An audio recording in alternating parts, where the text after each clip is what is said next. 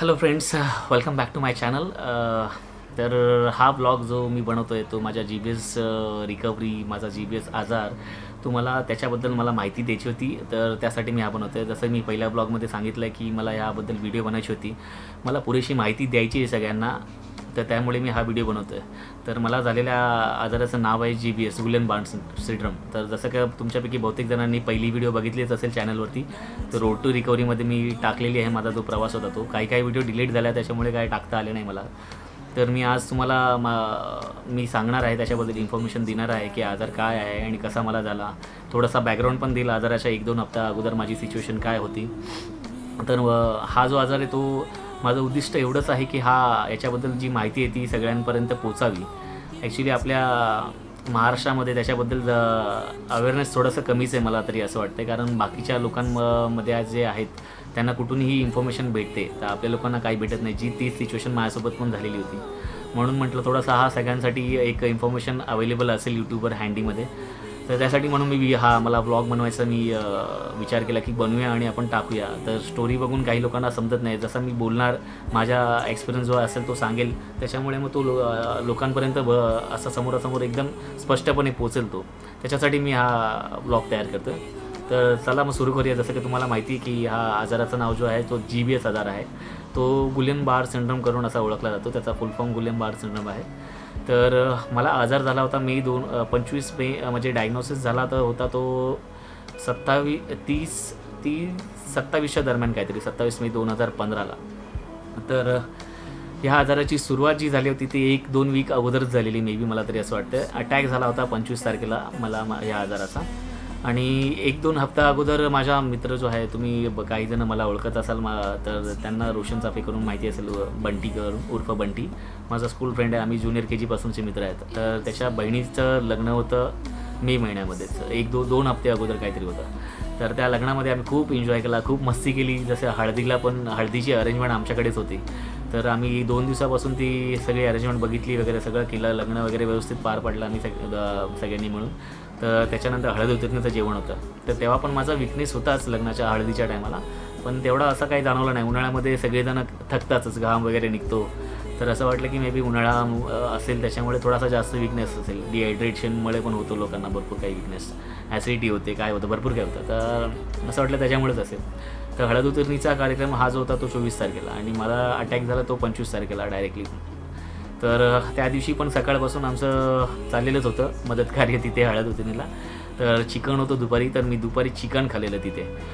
तर मग ते चिकन खाल्ल्यानंतर मला काय माहिती नाही त्याच्या पाठी रिझन आहे की नाही. तर कारण तो व्हायरल आहे, याचं कारण माहिती नाही अद्याप अजूनही. तुम्ही गुगलवरती सर्च कराल तर तुम्हाला त्यातून पण माहिती पडेल की ह्याच्यामध्ये काहीच कारण नाही की हा कशामुळे होऊ शकतो. तुम्हाला व्हायरल झाला असेल, जुलाब झाला असेल, किंवा तुम्ही अगोदर काय खाल्लं असेल, फूड इन्फेक्शन, चिकन, किंवा अजून काही भरपूर रिझन्स आहे ज्याच्यामुळे होऊ शकतो, पण कन्फर्म असं काहीच नाही आहे कशामुळे होतं. तर संध्याकाळी मी जसा तिथून हळद उतरणीवरून घरी आलो, तर विकनेस फील होतच होता जास्त, तो ॲक्च्युली वाढला होता. म्हटलं मी झोपून थोडासा फ्रेश वाटेल, एक पॉवर नॅप काढली की बरं वाटेल. तर तरीही मी झोपून एक पॉवर नॅप काढली, उठलो तरीही सेम कंडिशनमध्ये होतं मी, काय त्याच्यामध्ये चेंजेस झालेत नाही. तर मला त्याची बाईक पण धुवायची होती, कारण ऑफिसला जायचं होतं, मंडे होता दुसऱ्या दिवशी 25 तारीख. तर म्हटलं मग बाईक धुवायला पण मी कंटाळा केला, कारण मला ताकद नसल्यासारखं वाटत होतं.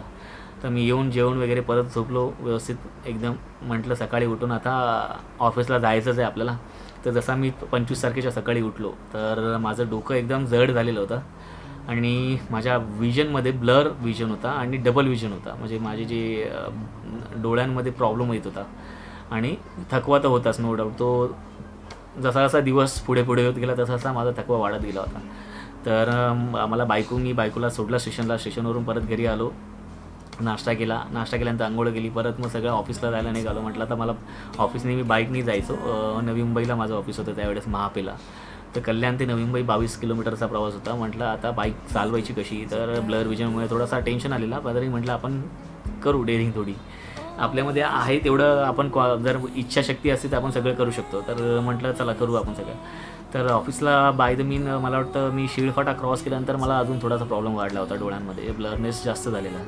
ऑफिसमध्ये गेलो, रिलॅक्स केलं थोडासा, आणि जसा जसा दिवस गेला, जेवण झालं, त्याच्यानंतर माझी परिस्थिती अजून वाईट होत चालली होती. माझा हा जो डावा आहे तो पूर्णपणे बंद होत नव्हता, असा हा बंद होत नव्हता. तर छोटा जो करंगळी आहे आणि त्याच्या बाजूचा रिंग फिंगर त्याच्यामध्ये जरा खूपच विकनेस आलेला होता. तर असा बंदच होत नव्हता, नम झाला होता पूर्ण, सुन्न झालेला आपल्या मराठी भाषेत बोलतो. तर बहुतेक मुंग्या येत होत्या त्यावेळेस. तर ते झाल्यानंतर 4 वाजता मी काहीतरी बायकोशी बोलत होतो, अजूनही आठवते मला. तर बोलता बोलता मी चालत होतो, खाली वॉक करत होतो. तर माझा डाव्या पायाचं संतुलन पूर्णपणे बिघडलं होतं. माझा म्हणजे पॉवर त्याच्यामध्ये ताकदच नव्हती काही चालण्यामध्ये. तो पूर्ण कोलॅप्स होत होता, झटकन असा म्हणजे गुडघा सोडायचा तो पाय. तर म्हटलं मे बी मी क्रिकेट खेळायला जायचो संडे टू संडे. तर पडलो होतो बॉलिंग टाकताना ट्विस्ट झाल्यामुळे. तर मला असं वाटलं वीकनेस परत असा तर्क लावत गेलो होतं की त्याच्यामुळे असेल मे बी वगैरे. तर तरीही काय नाही, तो विकनेस वाढतच गेला होता. तर दिवसभरात ॲक्च्युली बायकोनी पण खूप फोन केले आणि 27 तारखेला माझ्या मेवण्याचं बायकोच्या आत्याच्या मुलाचं लग्न होतं 27 तारखेला. तर 26 तारखेला हळद होती. आता आमचं सगळं जायचं होतं, त्याचं सगळं प्लॅनिंग चाललेलं होतं. आणि त्याच दिवशी आशिष शिंदे, माझा चुलत मेवणा, नाशिकला असायचा त्यावेळेस, त्याचाही फोन येत होता की तो बाईकने येणार आहे आणि घरच्यांना कुणालाच माहिती नाही तो बाईकने कल्याणला येणार आहे करून. त्याच्याकडे एक प्लान आहे, संध्याकाळी आपण तो आणि मी मिळून, त्याची बाईक आणि माझी बाईक, आम्ही मरीन लाईनला जायचं असा त्याचा प्लान होता. तर तो प्लान ऐकून पण मी खूप झालो की चला काय कुठल्या हिशोबाने आपण आनंदामुळे आपण अजून रिकव्हरी थोडीशी वाढते, म्हणजे आपण रिकवर हो, थोडासा खुश होणार. तर पण परत तसंच काही नाही झालं. संध्याकाळी घरी जायचा प्लान सुरू झाला. आता कसं जायचं, कारण माझा हा क्लच दाबायला हातामध्ये पूर्ण पॉवर नव्हती. माझा बॅलन्स गडबडलेला होता, डोळ्यांमध्ये ब्लर विजर होतं. रात्रीचा प्रवास होता, 7:30-8 वाजले होते, काहीतरी निघालो होतो मी. आता म्हटलं प्रॉब्लेम आहेच आहे, घरी जायचं कसं. मला तिथे लागून त्या कंपनीमध्ये 1च महिना झालेला. तर बाकीचे कोणी एवढे ओळखीचे नव्हते. तर बाजूच्याच टीममध्ये इम्पोर्ट एक्सपोर्टमध्ये नारायण अय्यर करून एक होता, तो डोंबिवलीला राहायचा. त्याने स्वतःहून त्या दिवशी लकीली मला नशिबाने त्याने विचारलं की आज मी तुझ्यासोबत येऊ का करून. आणि मी त्याला नाही बोलू शकणार नव्हतं त्या दिवशी, आणि कोणालाही असं नाही बोलू शकत नाही. तर मी खुश होऊन त्याला बोललो चल माझ्यासोबत आज. आणि त्याला सिच्युएशनबद्दल माहितीच नव्हतं की मला काय होतं आणि काय नाही होते. तर जसं मग आम्ही निघालो तिथून ऑफिसमधून. तर शिळफाट्यापर्यंत मी आलो आणि त्याला मग माझी स्पोर्ट्स बाईक असल्यामुळे त्याला असं वाटलं की त्याला चालवायची होती स्पोर्ट्स बाईक. तर त्याने मला विचारलं, संदेश मला तुझी बाईक चालवायची, तर देशील का चालवायला. मी लगेच त्याला हो बोललो. चालव म्हटलं, मला पाठी बसू दे, थोडा रिलॅक्स करू दे. तरी पण त्याला माझ्या सिच्युएशनबद्दल माहितीच नव्हतं की मला काय फील होतं आणि माझी काय अवस्था होती आतमध्ये. कारण बाईक चालवताना क्लच दाबता येत नव्हता, बॅलन्स करता येत नव्हता. त्यात डबल सीट बसलेले होते आणि बाईकचं वजन 170 किलो. त्याच्यामुळे प्रॉब्लेम माझ्याकडे होता. तर त्याने शिळफाट्यापासून ते डोंबिवलीचा मानपाडा जो आहे तिथपर्यंत बाईक चालवली त्याने. तर तिथून परत मला एकट्यालाच चालवायची होती कुठल्याही परिस्थितीमध्ये. तर आशिष शिंदेचा फोन तर येतच होता की कुठे भेटायचं आणि गाडी कुठे पार्क करायची. का तर घरच्यांना सांगितलं नव्हतं, इथेच कल्याणमध्ये पण सांगितलं नव्हतं बाईक न्यायला. कारण इथे जर सागर म्हणजे माझा मेवणा सक्का, त्याला सांगितलं, त्याच्या घरी सांगितलं तर ते पण ते म्हणजे पोचणारच त्यांच्या इकडे तिकडे नाशिकला फॅमिलीकडून का हा बाईक न्यायला आहे. म्हणून तो बोलला की आपण बाहेरच्या बाहेर पार्क करूया बाईक. त्यासाठी तो सारखा कॉल करत होता. पण माझी स्पीड, मी काय नॉर्मलच्या स्पीडनी चाललो, म्हणजे नॉर्मलपेक्षा पण खूप स्लो येत होतो. का तर म्हटलं बॅलन्स खराब नको व्हायला आणि डोळ्यांच्या ब्लर विजनमुळे कोणाला ठोकतं कामा नये. मी जसं आलो, बाईक पार्किंगला लावली बिल्डिंगखाली. त्याने तिथे लावली होती ऑलरेडी बाईक, कारण मी बरोबर स्लो येत होतो, मला उशीर पण झालेला होता. तर तो बाईक त्याने पार्क करून तो ऑलरेडी आलेला होता कल्याणला इथे घरी. बाजूच्याच बिल्डिंगमध्ये माझ्या बायकोचं घर आहे. तर मग आम्ही डॉक्टरकडे गेलो. मी तसाच ऑन द वे डायरेक्ट आमच्या फॅमिली डॉक्टरकडे गेलो. 2 बिल्डिंग सोडून त्याचं क्लिनिक आहे. तिथे गेल्यावरती त्याने रीड केली माझी सिच्युएशन. तर ब्लड प्रेशर माझा लो होता त्या दिवशी आणि माझा विकनेस तर होताच. त्याने बघितलं की विकनेस दिसतो आहे. तो मे बी बोलला की पल्स रेट पण कमी आहेत तुझे, तर तुला विकनेससाठी गोळ्या देतो आणि ब्लड प्रेशर नॉर्मल व्हायच्या पण गोळ्या देतो. तर त्यांनी त्या गोळ्या दिल्या. मी रात्री व्यवस्थित जेवलो, व्यवस्थित म्हणजे नॉर्मल जेवलो, जास्त भूक पण लागली नव्हती. तर मला आठवतं अजूनही, मला वाटतं डाळ नाही, काहीतरी रस्सा होता, मटकीचा का काय उसळीचा रस्सा होता. तर तो मी खाल्ला, चपाती वगैरे खाल्ली आणि मग झोपलो. म्हटलं तर दुसऱ्या दिवशी माझा रिकव्हरी व्यवस्थित होईल, बरं वाटेल. म्हणजे खाऊन गोळ्या पण दिलेल्या आहेत, कॉन्फिडंट असतो आपण की डॉक्टरच्या गोळ्या दिल्या म्हणजे आपण थोडं बरं होणार, आपल्याला बरं वाटेल.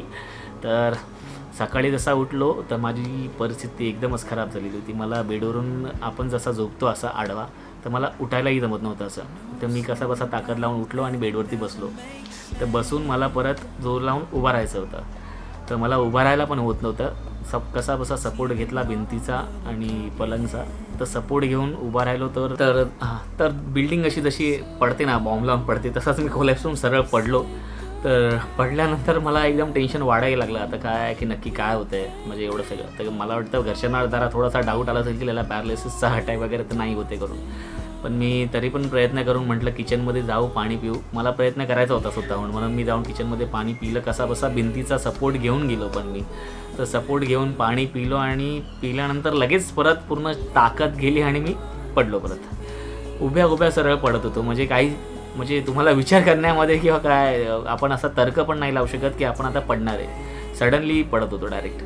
तर पडून म्हटलं आता काय करू. तसाच आलो मी, रांगत आलो अक्षरशः त्या दिवशी. आणि किचनमध्ये माझ्या डोळ्यातून पाणी येत होतं की मला काय होतं आहे. खूप घाबरलो होतो मी त्या दिवशी. तर मी आलो, म्हटलं बेडवरती पडतो, थोडा वेळ नाश्ता करतो आणि झोपून मग गोळ्या होत्याच डॉक्टरच्या.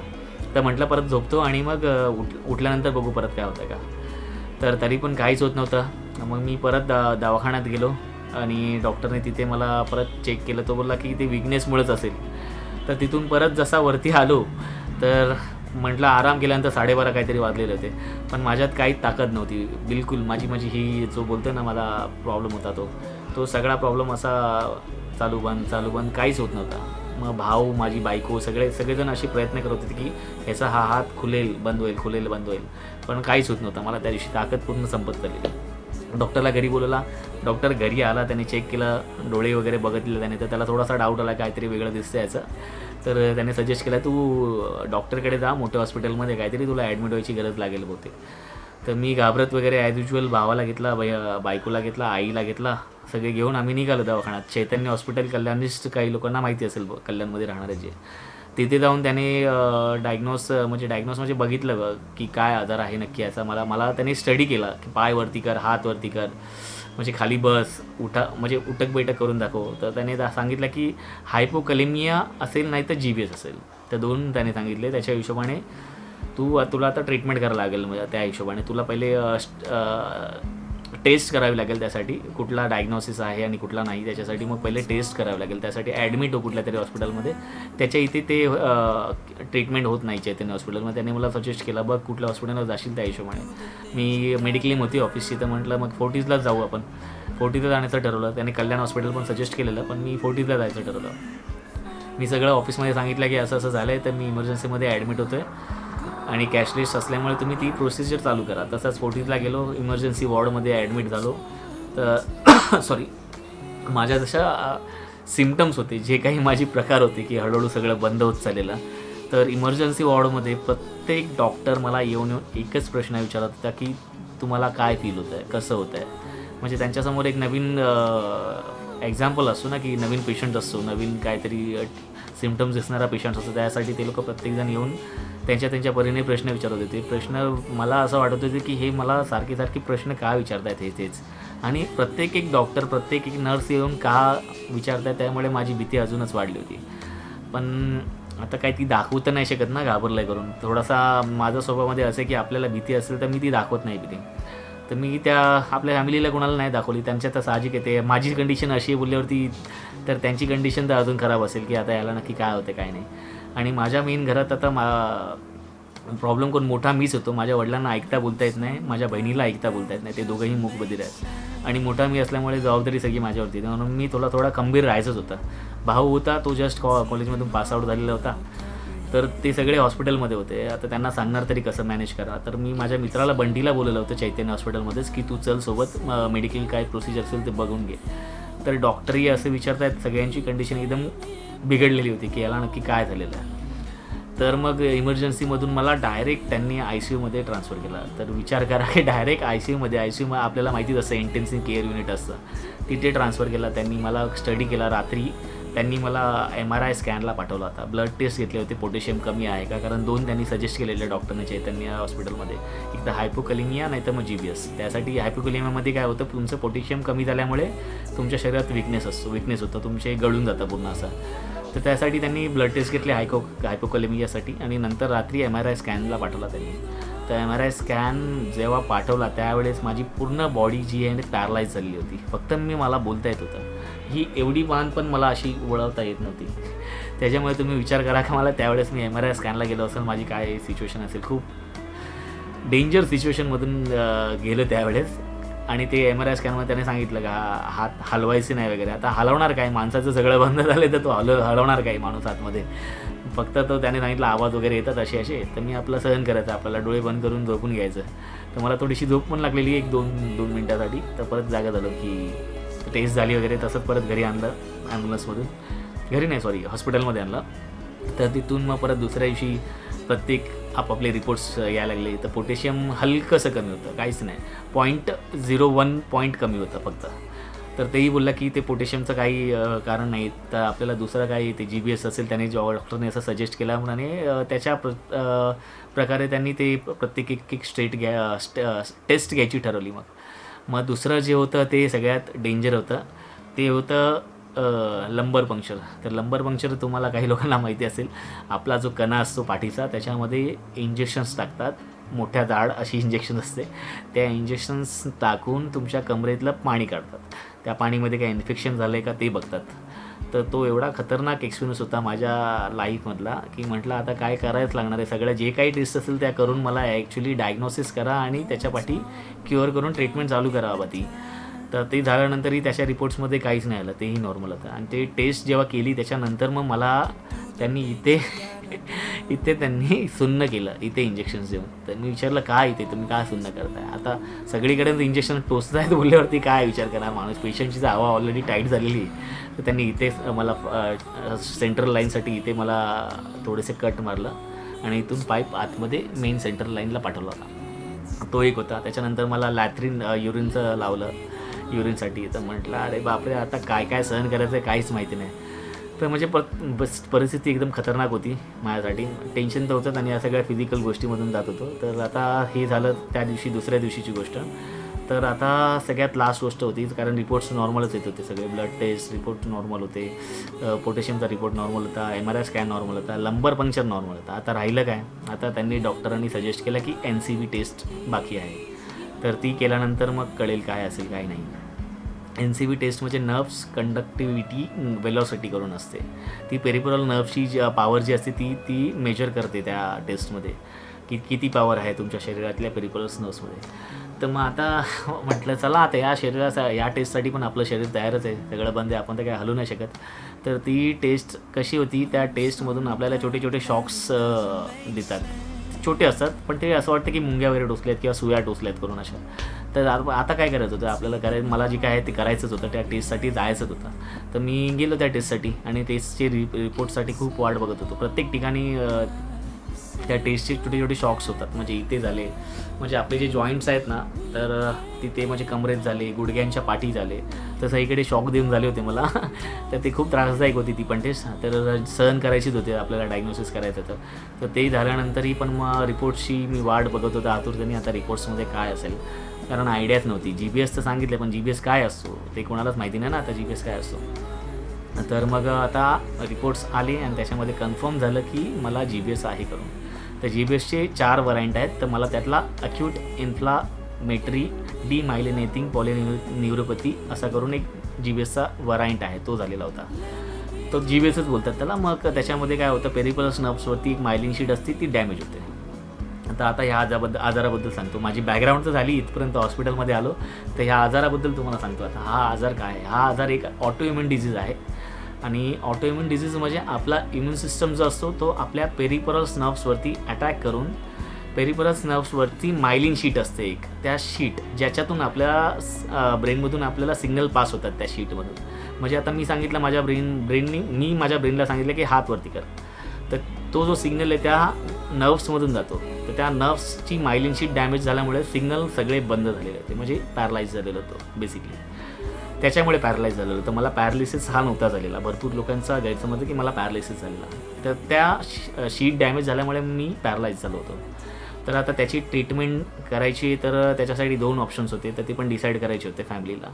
एक तर प्लाझ्मा थेरेसिस आहे आणि दुसरा IVIG आहे. IVIG म्हणजे इम्युनोग्लोबिन चे आपल्याला माझ्या वेटनुसार आणि एजनुसार ते इंजेक्शन्स मला दिले जातील. 5 दिवसाचा कोर्स असतो तो. तर प्लाझ्मा थेरेसिसमध्ये काय होतं की प्लाझ्मा थेरेसिसमध्ये आपले जे अँटीबॉडीज असतात शरीरातले, ते अँटीबॉडीज पूर्ण चेंज होतात, नवीन अँटीबॉडीज टाकले जातात. तर मग ह्यांना ठरवायचं होतं प्लाझ्मा थेरिसिससाठी जायचं का IVIGसाठी. IVIG तर कॉस्टली आहे भरपूर, पण मग ते जास्त सेफ आहे असं डॉक्टरांनी सांगितलं होतं. आणि प्लाझ्मा एक्सचेंजमध्ये निमोनिया किंवा ताप हे वगैरे हे सगळ्या गोष्टी येऊ शकतात, थंडी वाजू शकते, ताप येऊ शकतो, हे तर त्याच्यामध्ये पण असतात, पण ते जास्त सेफ आहे असं डॉक्टरांनी सांगितल्यामुळे त्यांनी फॅमिलीने डिसिजन घेतला IVIGसाठी. मलाही तोपर्यंत काहीच माहिती नव्हतं की काय ट्रीटमेंट आहे आणि काय नाही आहे. जे करताय ते माझ्या भल्यासाठी करतायत, तर जे काय असेल ते करू द्या मला. तर ती इंजेक्शन्स जवळजवळ 11 बॉटल्स घेतले होते. 5% काहीतरी इम्युग्लोबिन असतो त्याच्यामध्ये. तर मला टोटल 26 बॉटल 11 बॉटल घेतले, पण ते 26 बॉटलमध्ये त्याचे काय असतील कशामध्ये द्यायचे असतात, पण as per weight as per age ह्या हिशोबाने देतात. तर मला तो 5 दिवसाचा कोर्स होता, तो केला.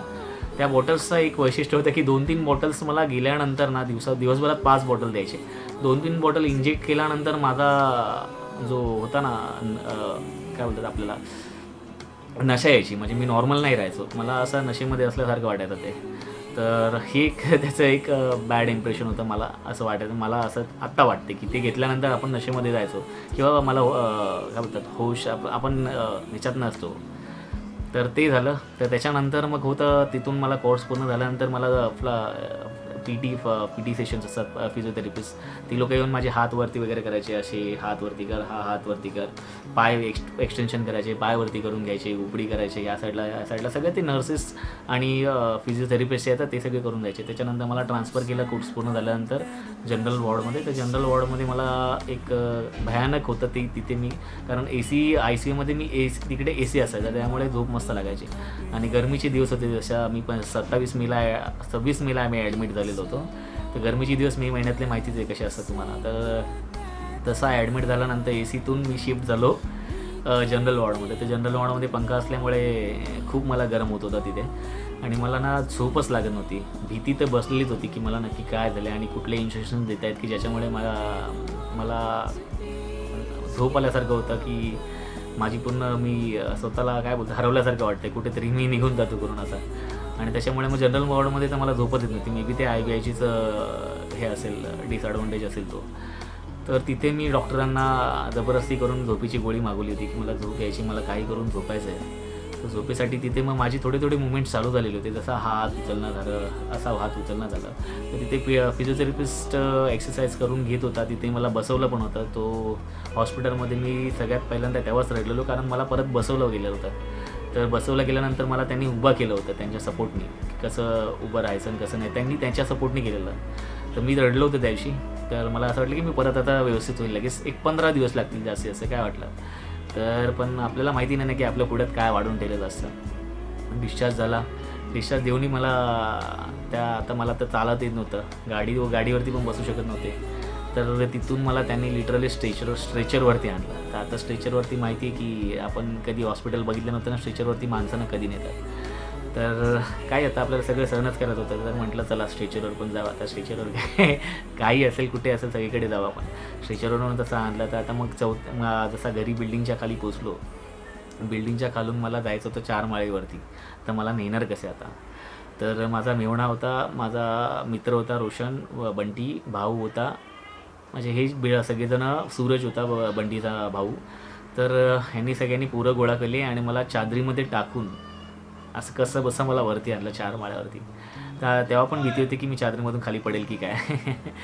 तर ह्या सगळ्या गोष्टीतून गेलेलो आहे. तर पेशंट जाऊ नये म्हणून ह्या सगळ्या सिच्युएशनमधून जातो आणि त्याची अवस्था काय असते हे त्याच्यामुळे मी सगळ्यांना शेअर करतो आहे. आणि पेशंटनी आता जे काही पेशंट बघत असतील मग त्यांनी प्लीज घाबरू नका या सिच्युएशन तुम्ही जर धीट असाल तर त्यातून बाहेर पडू शकता. तर हे जस्ट मला रिमाइंड करत होता, म्हणून पटकनमध्येच मी सांगितला मेसेज की मी घाबरले करून सांगतोय, पण त्यातून माणूस कसाही तो ठरवलं तर त्यातून बाहेर पडू शकतो, हेच मला सांगायचं आहे. तर तिथून मग घरातून आता मी घरी आल्यानंतर खूप खुश झालो. म्हटलं आता मी माझ्या स्वतःच्या घरी आहे, आता मला आवडीचं जेवण खायला लागेल, कारण हॉस्पिटलमध्ये जेवण कसं असतं हे तुम्हाला माहितीच आहे. तर म्हटलं चला मग आता घरातल्या आईला त्या दिवशी सांगितलं मी काहीतरी तिखट मस्तपैकी बनव, मला तिखट रस्सा पाहिजे आणि भातावरती खायचं आहे, लोणचं वगैरे करून, जरा जिभेला चव आणायची, चव गेलेली होती सगळी. तर हे सगळं झाल्यानंतर दुसरा स्टेज जो होता तो दुसऱ्या स्टेजबद्दल आपण बोलूया माझ्या नेक्स्ट एपिसोडमध्ये, कारण व्हिडिओ खूप मोठी होऊन जाईल. नाही तर हीच व्हिडिओ मे बी 20 ते 25 मिनटाची झाली असेल. त्यासाठी म्हणून नेक्स्ट एपिसोडमध्ये आपण माझ्या सेकंड स्टेजबद्दल बोलूया. आता मी घरी आलेलो आहे त्याच्यानंतर आपण घरच्यानंतर जी माझी सिच्युएशन होती त्या स्टेजमध्ये बोलू. मी माझा एक्सपिरियन्स सांगेल तुम्हाला काय होता काय नाही. तर ह्या कोरोनाच्या परिस्थितीमध्ये प्लीज बाहेर पडू नका, घरातच राहा. जर बाहेर गेला तरच तुम्हाला कोरोना पकडेल, त्याच्यामुळे तो स्प्रेड होईल आजूबाजूला. तर हे थांबवण्यासाठी घरातच राहा आणि घरातच सुरक्षित आहात तुम्ही या सिच्युएशनमध्ये. आणि एकमेकांची काळजी घ्या, तीच इम्पॉर्टंट आहे या सिच्युएशनमध्ये. आणि सगळ्यात मेन इम्पॉर्टंट माझ्यासाठी आहे स्टे पॉझिटिव्ह. सगळ्यांनी पॉझिटिव्ह राहा जेणेकरून निगेटिव्ह गोष्टी तुमच्या मनात येऊ नये. म्हणून स्टे पॉझिटिव्ह. तोपर्यंत भेटू आपण पुढच्या भागात. Bye bye.